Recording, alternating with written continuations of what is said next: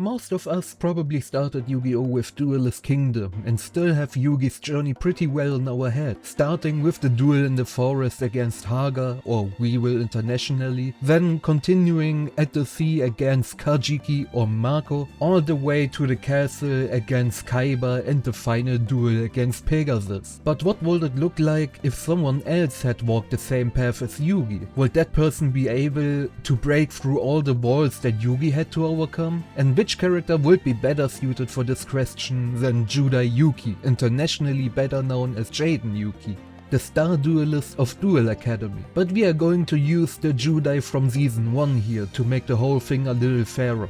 That means he has no Neo-Spacian card, no Neos, no Yubel, and none of the other strategies he mastered throughout Yu-Gi-Oh! GX. So let's go through every duel Yugi had in Duelist Kingdom and see whether season 1 Judai has the strategies to make it all the way to the castle or even win Duelist Kingdom completely. Let's start with the duel against the champion, Haga. Haga's strategies consist of several insect monsters that receive a field power bonus in the forest, equip cards like laser cannon armor, which give his insects an additional 1500 attack and defense, combined with stronger insects like Cocoon of Evolution with 2600 defense, or the hatched great moth of level 4 with 2600 attack, which releases poisonous spores that directly reduce the opponent's monsters by 500 attack. All of that is already pretty strong, but this is where you immediately notice how much the power level increased after Duelist Kingdom, because Judai can simply respond with different fusion monsters. And Elemental Hero Flame Wingman alone is a boss monster that could immediately end many duels in Duelist Kingdom. Let's say for example Haga summons an insect monster with 1600 attack. If Flame Wingman attacks it, Haga loses 500 life points from the battle. But Judai has actual effect monsters, and Flame Wingman's effect would make Haga lose another 1600 life points. And for anyone who doesn't have it on their radar yet, in Duelist Kingdom you only play with 2000 life points. That would mean the duel is over before we even get to all of Haga's interesting combos. But let's say Haga has equipped the insect with laser cannon armor and boosted it up to 3100 attack. Then Judai has to play Skyscraper to bring Flame Wingman up to the same level, unless we say that heroes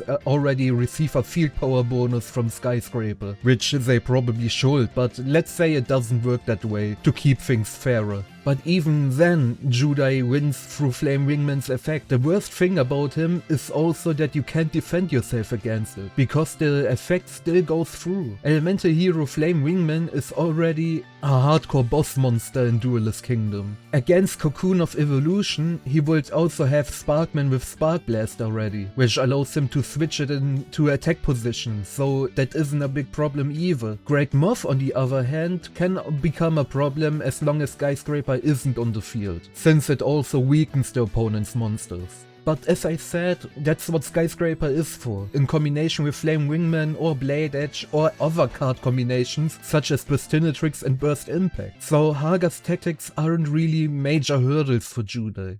Next we have the fisherman Kajiki, against whom the duel actually becomes more difficult than I initially thought. I thought Sparkman would have an easy time against all the underwater monsters, but I didn't take into account that Kajiki has his jellyfish, which absorbs any electricity. However, Skyscraper can again bring Judai the victory in this duel. Let's use an example where Judai has Clayman in defense position, just like Yugi played Giant Soldier of Stone on that small earth field. Kajiki then places his monsters around Clayman in order to defeat Judai on the following turn. But then Judai activates Skyscraper to drive the fish back onto land instead of creating a moon that he then destroys like Yugi did. He then fuses Clayman with Sparkman and defeats the stranded fish with Thunder Giant. That would at least be perfect for introducing another one of Judai's boss monsters. Up until this turn, you could also establish how Flame Wingman fails to defeat Kajiki because all of the monsters are underwater, and how Sparkman is used for this, but the jellyfish shuts him down. Even though I've made this duel look very easy, Kajiki gives Judai some problems here with his underwater strategy, which in the end almost has to be solved by Skyscraper. At least I can't think of a better solution off the top of my head. Maybe you could do something with Elemental Hero Marina, where he goes underwater and fishes out the jellyfish or something. You guys can let your creativity run wild there. Either way, Judai wins this duel as well. And with that we move on to the first player killer, namely the Puppeteer of the Dead, who uses Seto Kaiba's deck. But since we still have the real Kaiba on the list, we are going to only use the cards the Puppeteer actually played here, rather than potentially giving him the entire deck. In the duel against the Puppeteer, the main strategy was to summon Blue Eyes White Dragon over and over again, which would have even allowed him to defeat Yugi if Kaiba hadn't regained consciousness after the second dragon and the dragon hadn't destroyed itself. The difference between Yugi and Judai, however, is that Judai already has experience dealing with 3000 attack monsters, and he did that in the very first duel of the series with Ancient Gear Golem. But once again, Skyscraper was their MVP with Flame Wingman, and it would also do the job here with any fusion monster above 2000 attack and Blade Edge. Who would have expected Skyscraper to be the real strongest card in Judai's deck, seriously? Without Skyscraper, Judai will still have 1 or 2 ways to win, even if we have to reach for one of his very last boss monsters, such as Elemental Hero Electrum. Electrum has 2900 attack and gains 300 attack for every monster the opponent controls that shares his attribute. Electrum has every attribute except Arc, and since Blue Eyes White Dragon is a light monster, Electrum would already have 3200 attack. Another way would be to activate Battle Fusion with any monster fighting against Blue Eyes, since the attacking monster gains attack of the opponent's monster. However, the Puppeteer has the trap card Negate Attack, which ends the battle phase, and then he would have an easy time blowing Judai away with Blue Eyes. But yeah, Electrum or a hero with Skyscraper and more than 2000 attack are enough to defeat the Puppeteer of the Dead.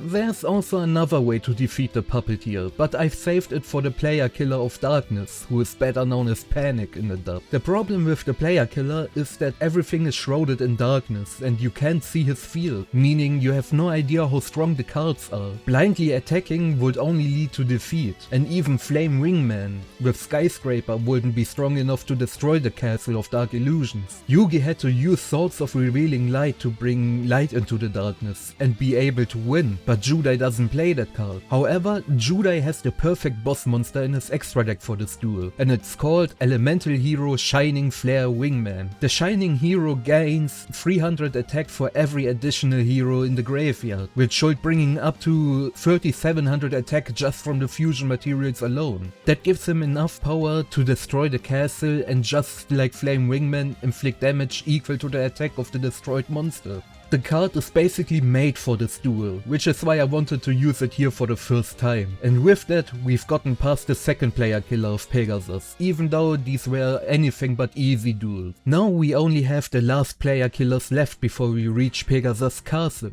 Namely, we now go together with Jonuchi, better known as Joey, against the Mako brothers, who are better known as the Paradox brothers in the dub. And luckily, we don't need to talk about this duel quite as much. It's a very complex duel, especially when you have to write something like a fanfiction about it. But the good thing is that the Yu-Gi-Oh! GX anime already had a tag team match against the Mako brothers in season 1. The brothers even had a deck upgrade, while Judai had a weaker partner in show than Jonuchi. For this duel, there's also the perfect boss monster, namely Elemental Hero Tempest, which has exactly the same elements as Gate Guardian and is overall even stronger than the 3 individual parts. In the manga, Gate Guardian isn't treated as one monster with more than 3000 attack, but as 3 monsters with the stats of the individual parts of the Guardian. That should make Tempest have an easy time, and if necessary, the rest of Judai's extra deck is also a threat. It won't be an easy duel with all the 2000 plus beaters of the Mako brothers, but the victory should still be secure with the strategies of Judai that we've established so far. However, now the biggest hurdle so far begins, the duel against Kaiba. If you remember Yu-Gi-Oh! GX, we even had a duel between Judai and Kaiba Man, which handed Judai a brutal defeat. He was truly completely helpless. But what about the real Kaiba? A special factor comes into play here, namely a different duel format, using the prototype duel disc in expert mode. That means you can even attack the monsters in your opponent's hand, and that puts Judai at a huge disadvantage, because he plays many weak monsters in his main deck, whether it's Bubbleman, Clayman, Avian or Bestinedrick. If Kaiba hits these monsters too often, it's over for Judai, especially if Kaiba has a blue eyes on the field. Things become absolutely dangerous with expert mode.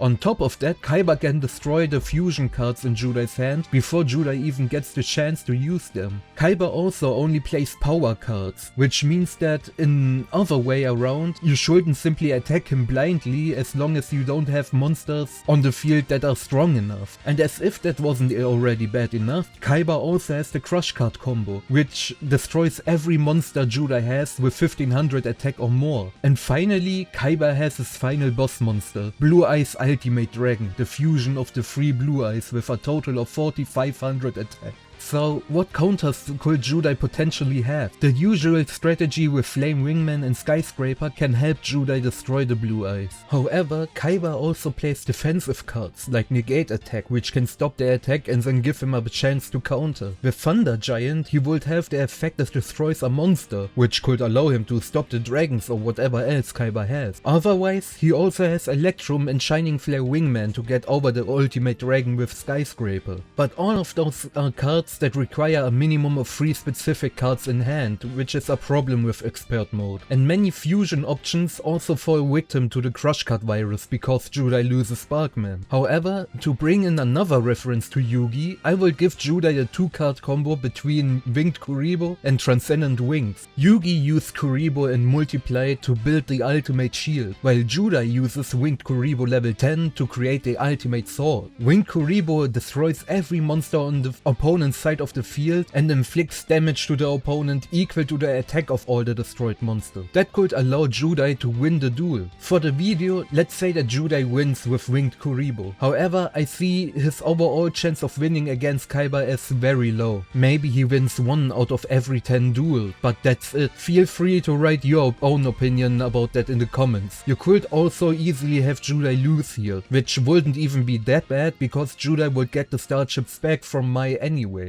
And with that, we'd be in the semi-finals against Mai. Mai completely delivered against Yugi and showed her potential with the Harpies, which she boosts up to 2100 attack. Then there's Harpie's Pet Dragon, which gains 300 attack for every Harpie and can reach up to 3200 attack. But her biggest weapon was her trap card combo, namely Mirror Wall, which reflects attacks and makes the attacking monster lose half of its attack, combined with the Shadow of Ice, which forces the opponent's male monsters to attack the Harpy. With that, she almost managed to defeat Yugi, especially because she could also use Harpy's Feather Duster to get rid of all his traps. But a major part of the duel was also that Yugi wasn't completely focused and therefore played worse because he was too traumatized by Kaiba and Pegasus and had developed a fear of losing. That would most likely not be the case with Judai, since no matter how serious things get, he always enters a duel with a huge smile on his face, and his focus is always on the duel with his current opponent. And as unexciting as it may be, Judai has answers for everything Mai has. Against the trap combo, he can destroy them with Righteous Judgment, or completely not give a damn about them with Wild Heart, since he is immune to trap cards. Wild Heart would absolutely need Skyscraper alongside him though, in order to get over the Harpies. And otherwise, he can use the stronger fusion cards like Shining Flare Wingman to have so much attack that even if they are half, he can still get through and then inflict damage equal to the attack of the destroyed monster. The traps would make the duel harder for Judai, but aside from that, Judai's arsenal is simply too strong for Mai because the remaining cards don't represent any massive threats. That's why Judai should also win this match. After that, Judai and Jonouchi skip their final duel in order to keep their strategies to themselves and not show Pegasus too much. Jonouchi lets Judai go first because he showed in the tag duel against the Mako brothers, in the duel against Mai, and especially against Kaiba that he is ahead of Jonouchi and that it is safer to defeat Pegasus with Judai. But can Judai really do it? After all, Pegasus was only playing around with Kaiba, and Kaiba was the toughest opponent for Judai,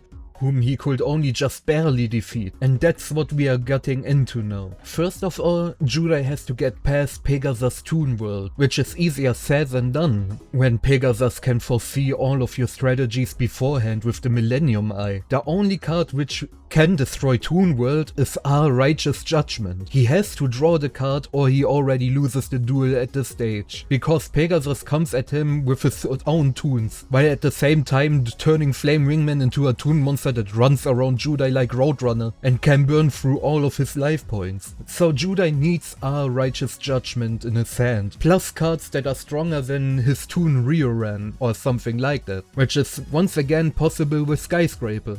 However, then comes the next hurdle. Pegasus' serious Dark Illusionist deck. Judai already showed in Season 1 that he can survive Shadow games, so this shouldn't be a huge problem for him, like it was with the real Yugi. However, Relinquished will become a massive problem for Judai. It absorbs Judai's monsters, protects itself with them, and inflicts damage to Judai if Pegasus takes damage. And then there's Jigen Bakudan, which explodes after 2 turns, destroys all monsters and inflicts damage to Judai equal to the attack of the destroyed monsters. If Judai hasn't already used his cards that can destroy other monsters, then he has to use them now, and he has very little time to do so. Judai definitely has the means to win here, such as Bestinatrix with Burst Impact again, but the external advantages Pegasus has, especially with the Millennium Eye, simply makes the odds far too low. If you want to give Judai the victory here, it's something like a 1 in 100 victory, instead of a 1 in 10 chance like against Kaiba. So I would already give this one to Pegasus. But let's be incredibly unfair and say that